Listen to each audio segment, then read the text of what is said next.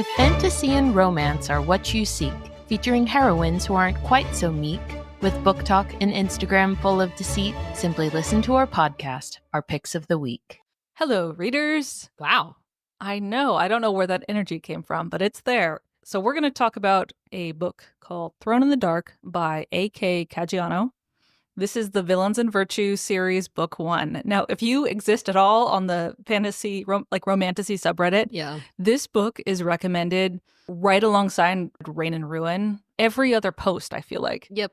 Because you also... Yep, I tried it. And let me just warn you, readers, this is not pick of the week that I finished. This is a DNF. Like a DNF within the first half of the sample. Yep. But I think it's important to talk about because this is not a DNF because it's a bad book. It's a DNF because I just don't like the style. Yeah. Which I think is fair. You can not like a book, and it can be because you just didn't relate to the characters, which I think happens more often than not. And it may be difficult for people to separate their dislike of the characters or dislike of the style from, like, is this actually a well-written book? Yeah. Because I feel like a similar thing happened with When the Moon Hatched by Sarah Parker. I feel like that's a very divisive book, I think kind of in the same vein as this one, where it's like you either love it or you don't like how it's written. See, and I haven't started that one yet, but that is definitely on my to-do list. But with Thone in the Dark, you have to like campy. Like, you have to like... It is definitely a very particular style where it's trying to make fun of the genre as a whole, where it's this, it opens in like the villain universe where you're in this dark castle. Our main dude character, he's like the son of a demon lord. He's all bloodied and beaten from doing this arcane ritual. And his whole goal is to save his demon father who's trapped in a crystal.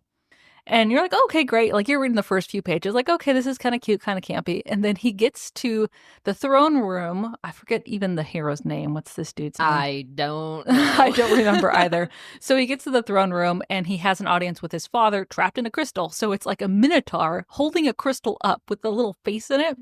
And I think there's like shout outs to like old school 80s fantasy stuff going on in here. But the first line of dialogue, and Katie's rolling her eyes right now, readers, between the demon father and his half-human, half-demon son is, "Hey there, kiddo.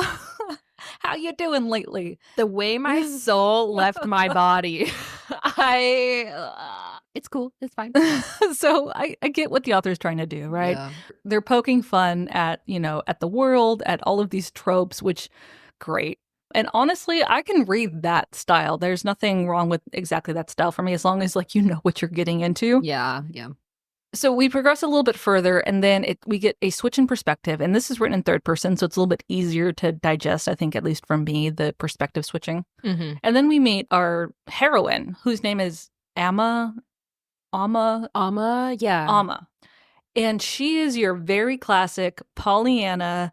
The world is full of sunshine and rainbows, and she will find the good stuff in almost anything, including a kingdom filled with demons and sewage and bad things. Demons and sewage. She like steps in sewer water at the very opening scene where we meet her, and she's like, "Well, it's okay. It could be worse." And I'm like, and but I tried. I followed a little bit more of their journey where Amma meets our demon prince guy. I don't know his name. Damien. Of course, because why not? Obviously.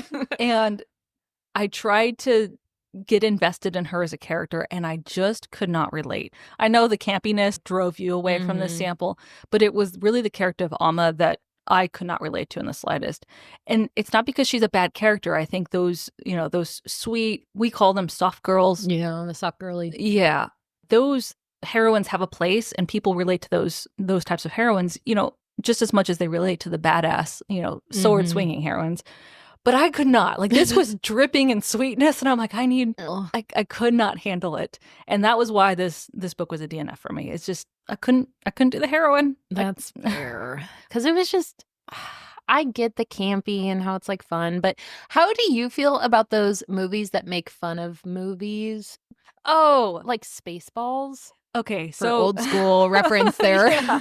So I don't necessarily love those movies. Yeah. But there is a TV show, thank you for the great segue, called Galavant. And this, yeah. So this TV show came out probably in the like late 2000s, early 2010s. And it's a fantasy musical. So think the Glee era. Readers, Katie hates musicals. Any type of musical, it's just not in her. I'm chill. I'm so chill. I'm like, yeah. So I'm pretty sure this came out right PTSD, alongside. We're good. They realized, oh, Glee is successful. Let's do this again. But they did bring in some great like musical composers. So Alan Menken, who did the soundtrack for Aladdin, did the music for Galavant, and it is the same thing. I would bet a lot of money that A.K. Caggiano watched this TV show. Oh, I because can see that. it has a lot of the same. Like it's just about a knight who falls in love with a sweet village maiden, and then the evil king of the country, whatever, comes in, sees maiden, kidnaps her, and marries her. And the knight runs to the castle to stop the wedding and save the damsel that he fell in love with. And the damsel is like, actually, buddy, I like the nice dresses, and I'll take the money. I don't want to sleep in a hay pile anymore. And so that sends Galavant, is the name of the hero, spiraling. And then we meet him a year later, like out like a drunk, just in a village inn. So it is. I kind of love that. Yeah, it is the same kind of story. Campy, poking fun of all of the genre tropes and cliches. Yeah. That's that TV show. So if you like that, or it sounds like something you would like, I would highly suggest you check it out. I think it's on Amazon Prime. You can buy it there.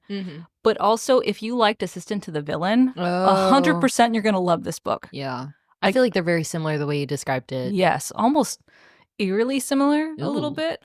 Okay. And I got a little bit further in Assistant to the Villain because I think the heroine is a little bit more grounded. Yeah. And then The Songbird and the Heart of Stone, which we just finished reading. Really? Because of the heroine type, that heroine is also a little bit softer. Yeah. I and can see that. damsel-y. Yeah. Wow. Yeah. That's a weird parallel, but I can see it. Interesting. So yeah, that's Thrown in the Dark by A.K. Caggiano. Man, I was like washing dishes and I put this on and no. it got to the Hey Kiddo thing and I turned the sink faucet off, washed my hands, turned it off, returned it to Libby, found a new book and started it again. It was just immediately like, no, thank you. I don't know. I like campy stuff, but maybe not that campy. It's not for everyone, but it's not poorly written. It's a good book. I can see the good bones in it. It's just it's not for us, actually. Apparently. Well, from Jordan's self to yours, that was not shelved. No, it wasn't. It's fine. We will see you on the next page.